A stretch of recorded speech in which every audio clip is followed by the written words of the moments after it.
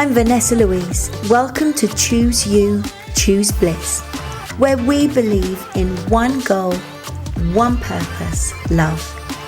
Through shared experiences, we aim to enlighten, enrich, and enroll you in actively applying the tools and techniques to enable and continue healing for your whole self. Now is the time to take back our power, reconnect with our true selves, each other, including the world around us, and live life with confidence, purpose, and joy. Thank you for being here. Thank you for choosing you. This is the first time we've spoken openly together, and there are some long pauses as Brian shares his heart with you. We were going to edit them out, yet both agreed we wanted to keep this real and to invite you to sit with us for a few, sometimes 10 seconds in the pauses with us. Because as the brilliant mind of Blaise Pascal said, all of humanity's problems stem from man's inability to sit quietly in a room alone. It's an absolute blessing to be here sharing space with you all today. And I'm talking to someone very special to me. I have deliberately chosen today's guest as my first conversation to share with you, because if it wasn't for this person, I wouldn't be where I am today. Who I am today is unrecognizable from who I used to be. So that's why I have titled this episode, Love, Hate, and Love Again, because of our relationship and the journey we've been on for the last 30 plus years. So let's delve straight in and get emotionally naked with my ex-husband and the father of our children, Brian. Wow, I don't know about you, but actually my heart is beating with excitement and nerves. Thank you for being here, my lovely. How are you today? I'm feeling truly grateful and blessed. I love your response. And that's become a daily choice for you, right? But it hasn't always been like that. Tell us more about why. Absolutely, it's a daily choice. It's the first choice each morning that keeps me well and loving life, because I've lived through the complete opposite. I can only describe probably as desperate and broken.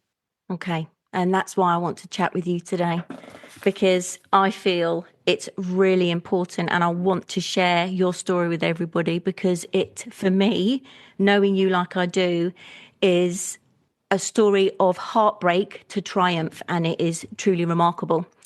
So if we may, let's just give our listeners just an overview of the past 31 years. We'll touch on a few points just to paint a picture. And that we know that we're hoping that some of these will relate to everybody as well. So we met in 1993. Yeah, lucky girl. When I was 19 and you were 23. Yeah. That seems like a long, long time ago. It is a long time ago. Did you say I was the lucky one? Yeah. And so then when I met you, you had a daughter, Emma, at 4. She was 4 years old when we met. An absolutely adorable bundle of joy she was and is, even though she's a lot older now. And then actually soon after we met, your mum passed away. Just tell us a little bit, if you can, about how your mum dying affected you.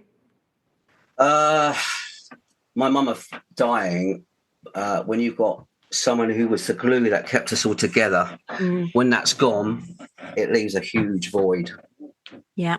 Yeah, a void of sadness and loss, So, yeah, hard. Your mum was a remarkable woman. I only knew her for a few months. And it was very plain to see that she was your soulmate. Absolutely, yeah. When you have a soulmate in life, it's like anybody's mum when they're close to them, that is their soulmate. Yeah, she loved you boys, that was for sure. So that was in 1993. We'll move on just a few years because we married in 1999. Yeah. We had Liberty, our first daughter, in 2000, and Jodie in 2003, our boy. So we are very blessed to have a girl and a boy. Dare I say, chip off Very the old blessed. blocks? Yeah, yeah, they are. That's a good thing or a bad Me. thing, but I do truly believe that we came together to learn some amazing lessons, but to bring those two awesome human beings into the world. Yeah. And then Emma had a fit that turned out to be a suspected brain tumor. And around this time is when the cracks really started to show for you. Tell us a little bit, because even though it's all you wanted was a family and children, tell us a little bit about what you remember about that time and how it started to impact on your life. Well, I think around about that time or before that, I may have experienced, I think I had an experience in recreational drugs, Okay. work, stress. I said, I guess, fitting in with the local socialising scenes. And not only was that a part of it, but, you know, working hard, trying to keep a family, having a daughter that we thought was was seriously ill at the time was quite a shock. It's quite a shock to me, which really sort of, and at that time, I felt myself sort of being drawn in to a kind of dark place. Okay. And we've spoken a little bit about this because we were together at this point, that the weight felt heavy. You touched on the responsibility of being a father and a husband and having your own business, and also needing to find something as a way to escape, to numb the pain, right? And interesting, you mentioned about fitting in and touching and using the things as everybody else is. That dark place, can you just touch on a little bit, if you can, about how that dark place feels and how it led to things being becoming unmanageable? Yeah. Well, it's always a tough one. Going back over the years, thinking about it, going back over the years when I was always quite a socialising person. I was very much anti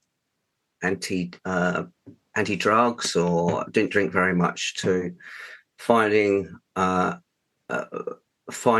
a solution, or not a solution.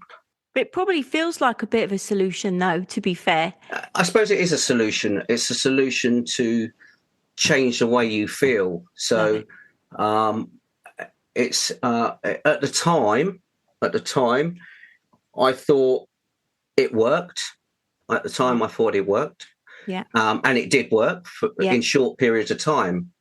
Until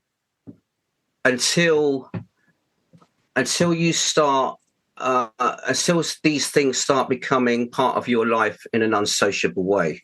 Yes. Yeah. So, and that then creates unmanageability. Right. And loss of control. Love that. So the fact that you used it as a way to cope, as a way to escape, as a way to numb the pain, and in inverted commas, be the solution you thought at the time to the way that you were feeling. It's not, you can't sustain that way of being. And what was the impact, apart from how you felt, how was it for you, the impact on your life? Well, it impacted my life tremendously, especially when I knew inside that I became disconnected with oneself. Yeah. I lost my identity. Yeah. Yeah. Not like you say, not in a socializing situation, but an unmanageable situation. Yeah. And we've got to remember that this isn't just about alcohol and drugs. No. Okay. This is about the absence of oneself. Yeah. Yeah. And I can only describe that absence as a hole in your soul. Yeah. Yeah. I mean, I fell out of love with myself, and you can't love others or anybody when you're empty inside. No. Do you know, and it's interesting because this might be about addiction, right? This might be specifically about the addiction that you struggled with drugs and alcohol. But there are so many types of addiction. And we could talk about sugar, busyness, people, work, sex, rock and roll, you name it. My understanding, thanks to you and living through this with you, is my understanding of addiction is when I, as an individual, will look for anything outside of me to change the way I feel, to fill a hole within me, a void within me that can only be filled up from the inside. And the problem is when we keep reaching for, in your case, the drugs and the alcohol, but for many others, it's sugar. It's busyness, it's emails, it's social media nowadays, it's people. Codependency is a big thing. When we are looking outside of us to fill up a void inside of us, that's my personal definition of addiction. And the bit that you spoke about that became unmanageable is you lose yourself in trying to find yourself outside of yourself. Yeah. And the key thing for me that you said there is you fell out of love with yourself. Yeah. Yeah. And I'll give you a prime example. There was a time I remember back in, I can't remember the years or the days, but back when I was in the grip of, I suppose, this illness and this loss of identity that,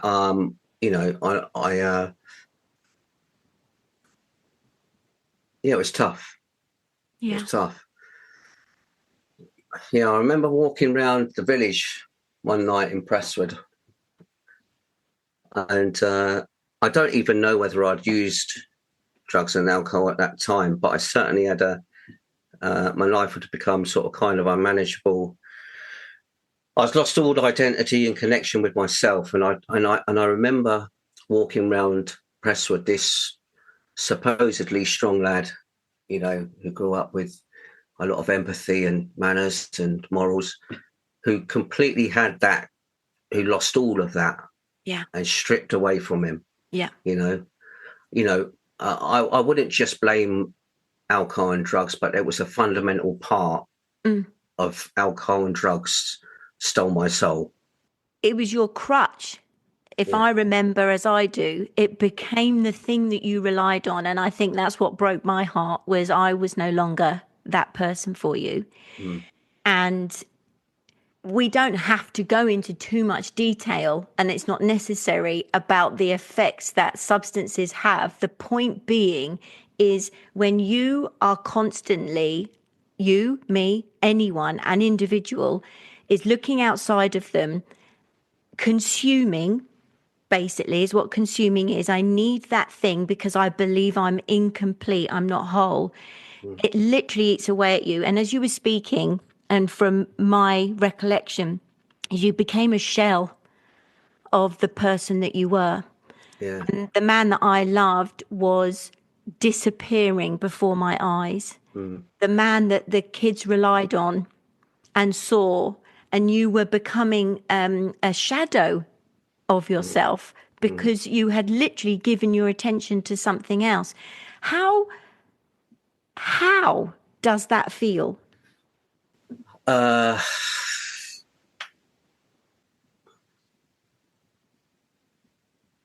It's very deep. Yeah. When you think about it, it's very deep. We brought two children into this world for their parents, their dad, to be their hero. Yeah. Their hero went missing. He did. He disappeared. That's what breaks my heart. Yeah.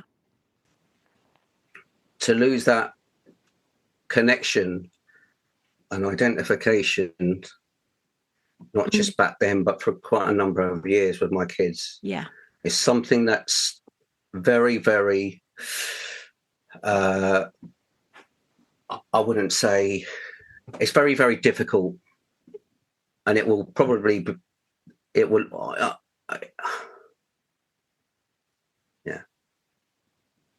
very difficult place to be when you can't connect with your own kids, the ones that you truly adored and loved. Yeah. Because something somewhere got in the way and completely stripped that connection away from them and from me as a father. Yeah. You know, because it works both ways. They lost their hero, and their hero went missing. It's just disappeared down a very, very dark hole. Difficult time. And I knew how desperately they wanted me to be around. And there were times I was around, but there was a long periods of time where I had that void. Something else had your attention, as I remember it now. Something else had your attention, and whatever we did, we didn't feel like we could bring you back. Yeah. And then, so now we're in 2014, right? 10 years ago. And you shared something with me recently. And I just want to share that, because this is why on the 13th of May in 2014, we woke up one morning in our family home and the kids and I never came back. Addiction is baffling, not only for the addict, but also for those that try to be supportive. There comes a time when you realize helping someone becomes pointless. You can only help someone who wants to help themselves. You can't save them, only love them. Sometimes that's from a distance.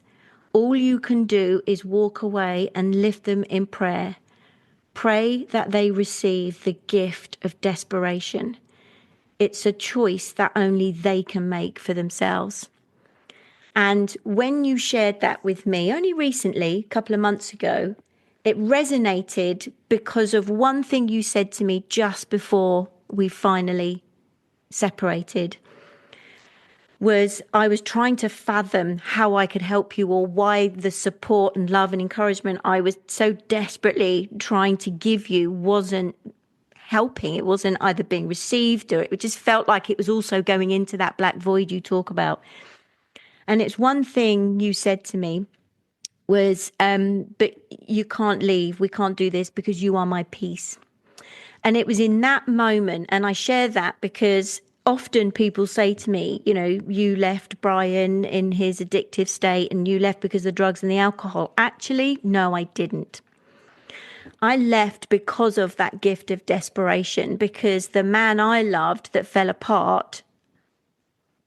was falling apart and fell away from me and the kids was being controlled by something I had no control of. And that you are my peace made me realize that I needed to take myself away for my own sanity, but also for you to come back to you. Because if I was your crutch and I took that crutch away, then I had to pray that you falling over would actually be what was needed. Then sadly, that was the end of our marriage. But the next 5 years was heartbreaking for both of us. But I would love to know, please, between 2014 and 2019, the turbulent lowest and the lowest of the low experiences for you that occurred. Can you summarize how, when you thought you were at your lowest, you just went even deeper? That turmoil. Help us understand that turmoil for you.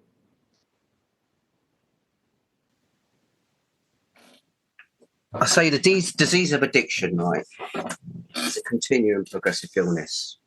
Yeah. whose lives are always the same: jails, institutions, and death. Yeah. We have a choice. We have one last choice, right? Basically, I was quite prepared, and sadly, quite prepared to go on to the bitter end. Yeah. Because drink and drugs have stolen my soul. And although I knew I was, I know I was a nice, I had a gift within myself to be a loving and kind person, but to be in a situation where something that's such a cunning enemy that was quite prepared to choose me and me choose that, to go on to the bitter end. So I just had no purpose. Yeah. I had no purpose. I didn't even think about it. Affected lots of things. I didn't have much of a purpose from 2014 to 2019. It was a dark place. You know, the reason I found what I thought was a solution was not because I'm an addict. It's because I was in a fucking dark place. Yeah. A dark place. Yeah. And I was at rock bottom. And I didn't want to socialize. I didn't want to do it. Basically, I didn't want to do anything. I had no purpose. No. Yeah. So it was 5 years of short-term sobriety, but long-term using. Yeah. So, and that's the vicious cycle of the ups and the downs and we all know that short-term gains leads to long-term pain. Love that. And that's the day and the age that we live in. Short-term gain leads to long-term pain rather than it actually being the other way around. Yeah. And you lived that experience and it literally took you near enough right to the bitter end. We were fearful of you in 2019. We're not quite sure how you lasted. And to be able to articulate yourself, I want to thank you, because even though, to use your language, was an effing dark place, we also know that until you go there, you know the only option is up or out. Up or out, that's right. Right. Yeah. And that was 2019. And just, if you could just touch on some behaviours. You talked about you didn't want to go anywhere or do anything or see anyone. So that speaks of isolation and closing down.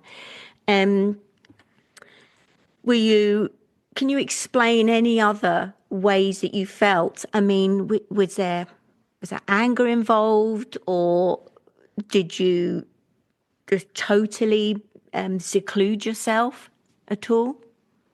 It's not that. It's like I said, mental health. It's not about alcohol and drugs necessarily. Okay, there's certain times in life where we all become powerless. That's exactly it. Yeah. Powerless. Yeah. And I was powerless at that time. Yeah, that my life had become unmanageable. Yeah. You know. Right. So there's only one requirement for membership, and that was the desire to stop using. Brilliant. And that's the point you reached in 2019. You also had a breath of fresh air, shall we call her, an absolute angel from above, an earth angel. It's funny you say that. It's funny you say that. Say, yeah, you carry on, love. No, I was just going to say, because you met the beautiful Lou in 2019. Yeah. Just share a little bit about that. And it's funny you say that, this earth angel, because she is that. Yeah. Wholesomely. She really is. You know. And when I met Lou in 2019, right, as crazy as she is, and as many laughs as we had in early part of our relationship, I knew that going back to the point of losing my mum left a huge void. Mm. And this is no reflection of anyone else who was in my life, that I truly believe that my mum knew I deserved someone like that. I couldn't agree more. And she sent that earth angel to me. Yeah, she did. Yeah. She did. And I believe in divine timing. And I wholeheartedly believe everything happens the way it happens. Otherwise, it would happen differently. And the reason I like to bring Lou up is because she's been a blessing in my life as the stepmom to my children. She's came into your life at a point that can only be described as divine. And there were a catalyst of other things that happened all at the right time. I personally believe it's because you decided that you wanted to make a change. There was a desire to change. That's what you spoke about just now. Lou came along and you decided to go into the recovery program and get clean. Lou and I shared a lot of things together. And Lou said to me at the time, she said, we've all been in shit places, but you're too valuable to let go. Absolutely. So that then injected some kind of trust back into my life that I knew I could do, that I knew I could get well and be happy again. Love it. And it takes two. It takes two. It takes, it's teamwork makes the dream work. Yeah. Oh, absolutely. Yeah. Right. I totally agree. And she'd been my cornerstone. She'd been my cornerstone, and vice versa. We've been there for each other. Good. And like you said, she's got so much love to give, and she continues to do that. And she supports me in meetings, and you found each other just at the right time. Yeah. And you were working with James in your recovery program. You did this 12-step recovery program. And that's in 2019 is when it really began to change. You started to engage with people again. Yeah. And you became part of the community and really involving yourself in the meetings. Can you just tell us a little bit about how that worked for you and what's necessary in order for anyone but you? What was necessary for you to be able to create that sustainable and positive change in your life?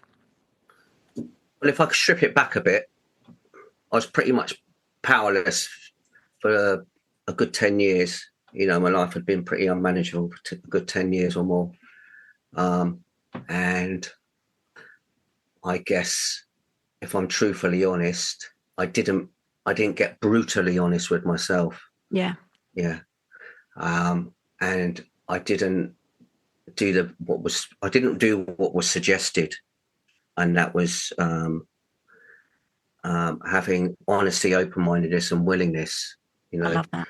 And I never did beforehand. I never did the steps. I didn't get a sponsor. I didn't share any experience, strength or hope with anyone. I kept it all within. So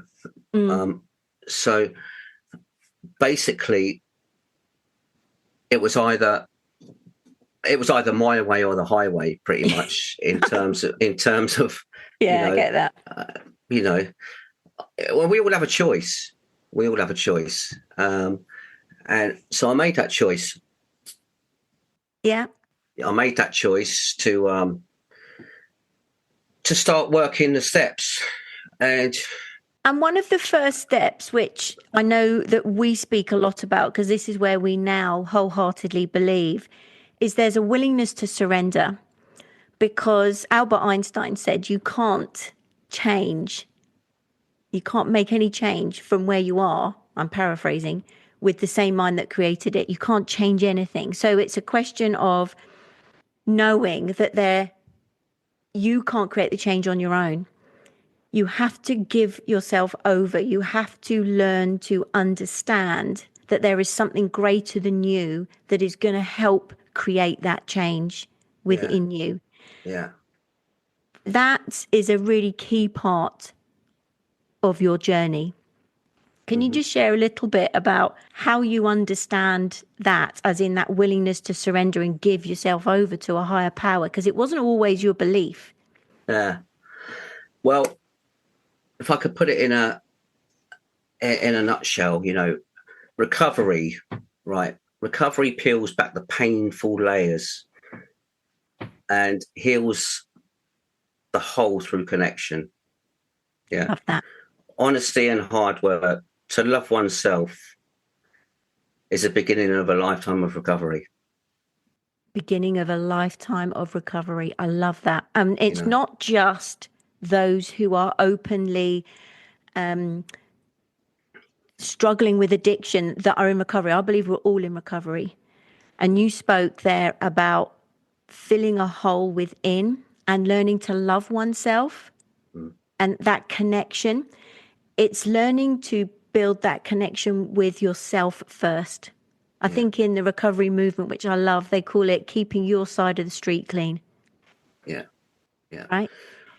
And the steps, learning the steps, because we left no stone unturned. James, we did 1 day a week for a year, every Sunday morning, 7 a.m. I had to give something back who was with someone who was prepared to give me something that was truly, groundbreaking to me. Well, that's a sponsor, because he had obviously had a sponsor and now he was being your sponsor. Right. It's like a mentor, right? That's right. But that's commitment every day. Yeah. Committing to your own recovery and building your own relationship with self. Yeah. I love that. Yeah. And it's all about listening to the similarities and not the differences. That's where it's key. That's where it's key. Absolutely. Listening to similarities and appreciating differences. Yeah. 2020, though, I do want to touch on, because we've always remained in communication. The title of this episode is Love, Hate and Love Again. And I say that candidly because there would have been a time where I'm sure you and I both hated, in inverted commas, each other, or more the situation, right? Yeah. Because you don't meet someone, marry them, have children with them for it to finish. No. However, I think we just try and, certain stuff goes on in life when we clash heads and we try and justify from each side.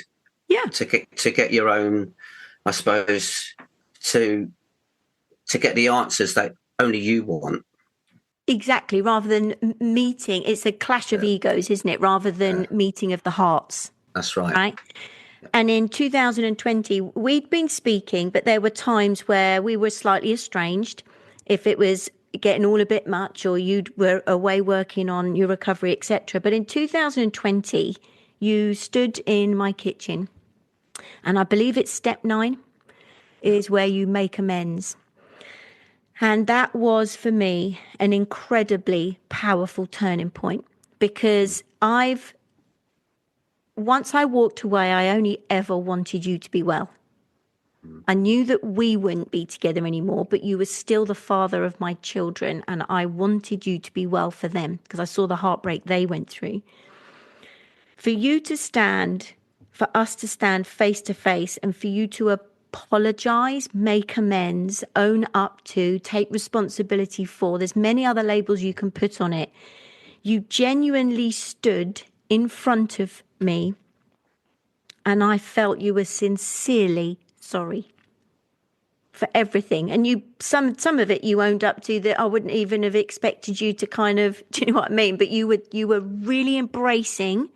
I really felt that your heart was open and that it was essential for us to connect and come together again. And that for me, I've labeled as vulnerability.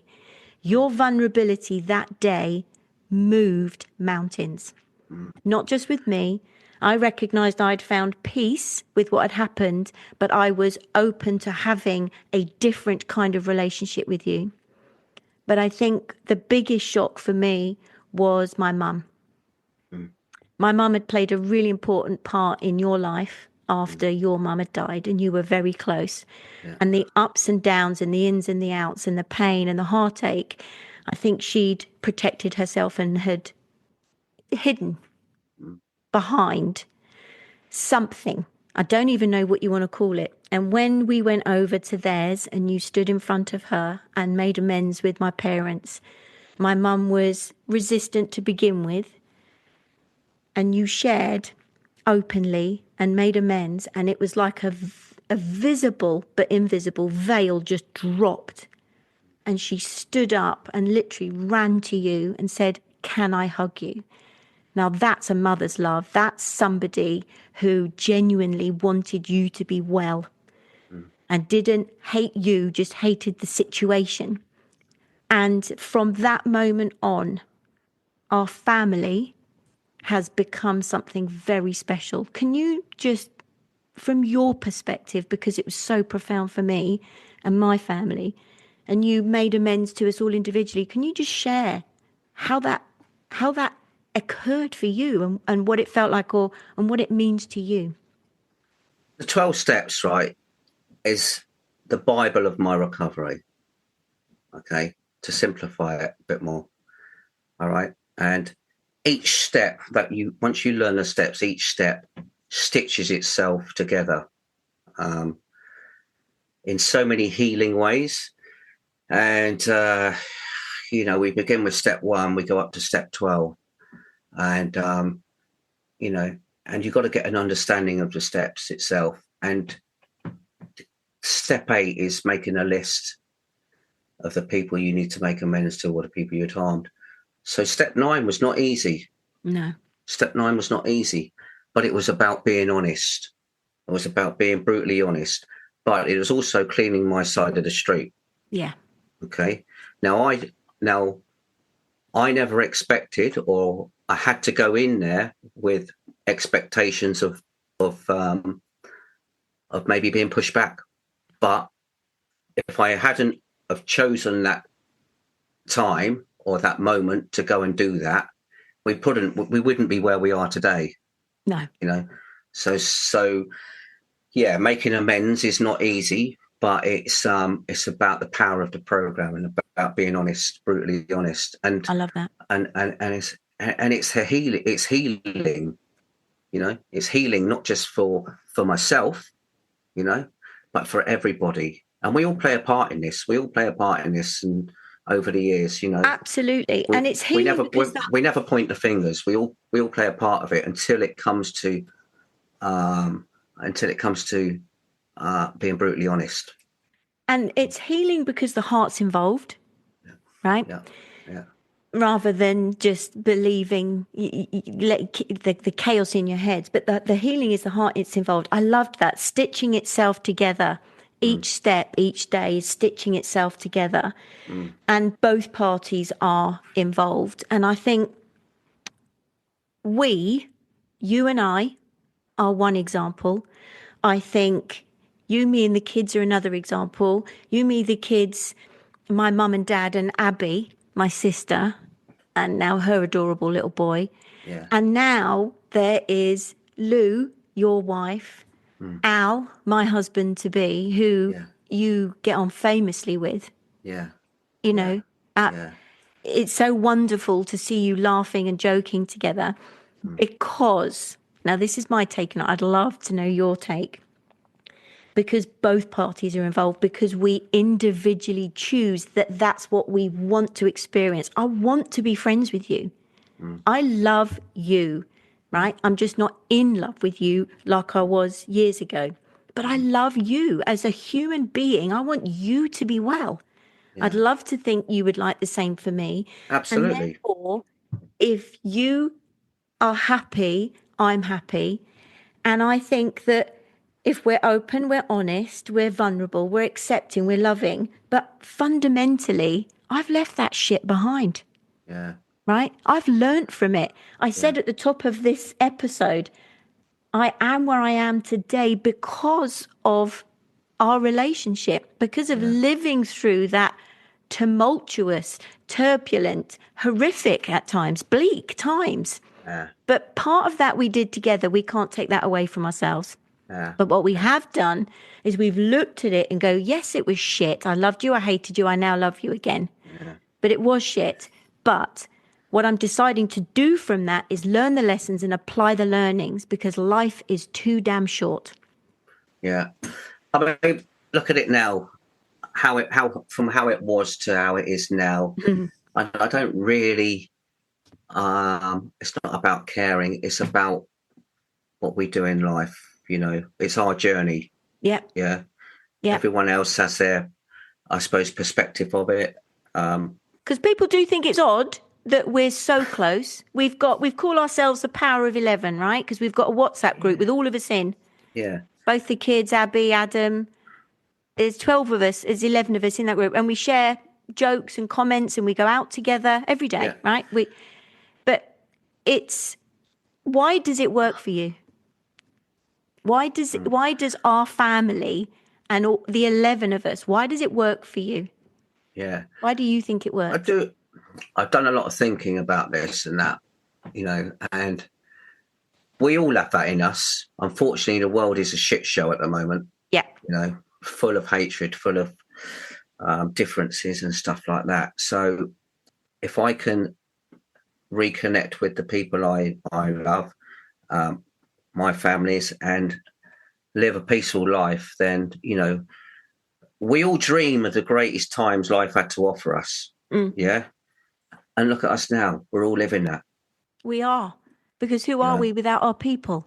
No. We're all living that. We're all sharing that. We're all sharing that experience, strength, and hope, no matter what we do. So I share my experience, strength, and hope.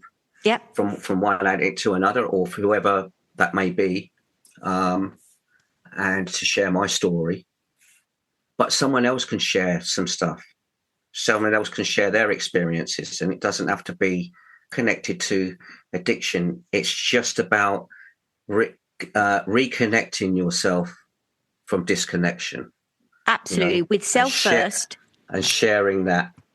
Yeah. And sharing that with the people who, you know, and it's not just the people. It's life. Sharing it with life. Absolutely. Bringing your best self to life.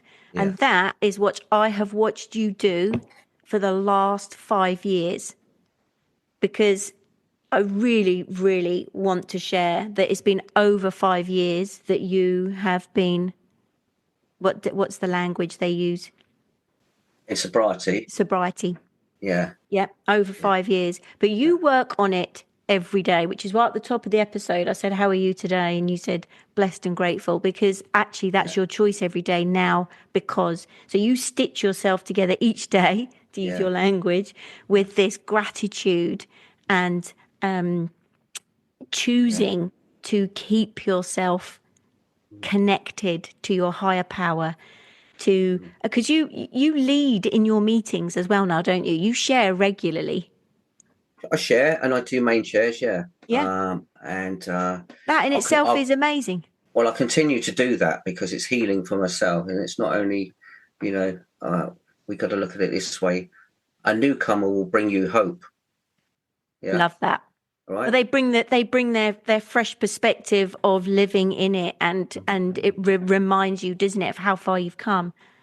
Because a newcomer will walk into the room, and it will bring you hope that, and one day they will be sat there with sobriety time and clean time.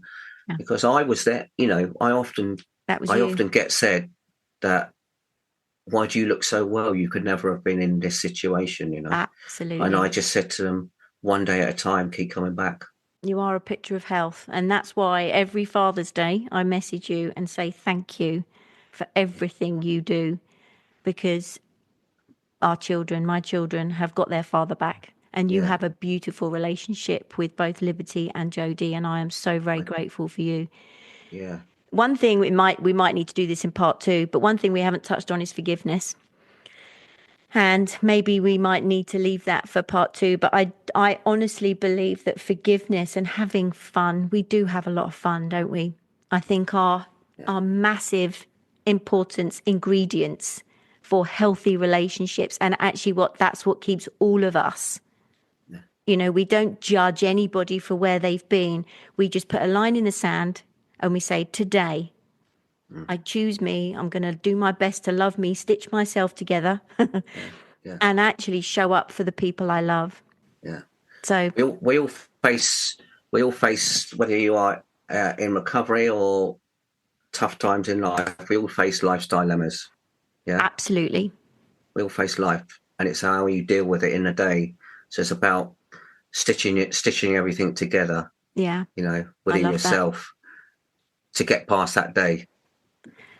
Each one day at a time is this phrase, isn't it? A lot in the recovery movement, but I think all of us would benefit from adopting one day at a time, one moment at a time. Brian, I do think there would be part 2. Have you got any final thoughts, my lovely? I'll say my final thought, if I think about it. Life has taught me that I'm not always in control. Life is full of experiences, expectations, lessons and pain. But it's all shown me a new way to live, love and possibilities and new beginnings. Embrace it all. It makes us who we are. I absolutely love that. And you've summed it up before in a couple of words, haven't you? How would you sum that up? Is it progress, not perfection? Progress, not perfection. I love that. And there's your stitching yourself together each and every day with the key things of acceptance and forgiveness and gratitude. I know is a big thing for you. It really is the choice to change. And that's the choice you made many years ago. And I, for one, am so very, very, very grateful. Thank you. Thank you for being with me today and sharing your story. I really appreciate you. Thank you for coming to ask me. Oh, bless you. I love you to bits. Wow. Thank you, Brian. It just goes to show you never know what is going on inside for somebody else. I sincerely hope you found something in today's episode that resonated with you and you found a tool or an idea, some little spark of inspiration to begin applying to enhance your life and the lives of those you love. It just leaves me to wish you a blissful day. Thank you. The invitation is to take a few moments to reflect on what's resonated with you here today. Let us know what you find. Share this episode with those you love to practice your vulnerability and enable deeper connection with self, others, and the world around you. May you feel blessed and loved as you live your days with purpose and presence. Thank you for being here, and thank you for choosing you. I love you.